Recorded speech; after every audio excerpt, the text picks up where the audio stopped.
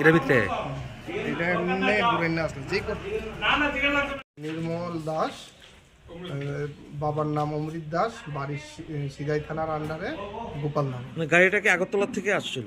আগরতলার দিকে আসছে।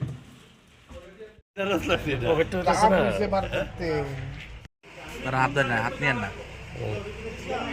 আজকে সকালে আমাদের কাছে খবর ছিল একটা বড় ভিআইপি গাড়ি XL6 গাড়ি করে গোপন চেম্বারে করে বহিরাজ্যে গাঁজা পাচার হয়। ওই অনুসারে আমরা নাকাতে টিম লাগাই এবং টিম লাগিয়ে যথারীতি আমরা সঠিক সময়ে গাড়িটাকে আমরা ডিটেইন করতে পারি এবং গাড়িটা ডিটেইন করে আমরা সরকারি কর্মচারী এবং DCM sir, IPS sir, SDPO স্যারের সামনে আমরা গাড়িটা প্রপার NDPS এর নিয়ম অনুসারে সার্চ করি এবং সার্চ করে গাড়ির বিভিন্ন চেম্বার থেকে টোটাল 50 কেজি গাঞ্জা আমরা রিকভার করি এবং দেখা গেছে যে গাড়ির CNGর যে গ্যাস সিলিন্ডার ওই চেম্বারও ছিল।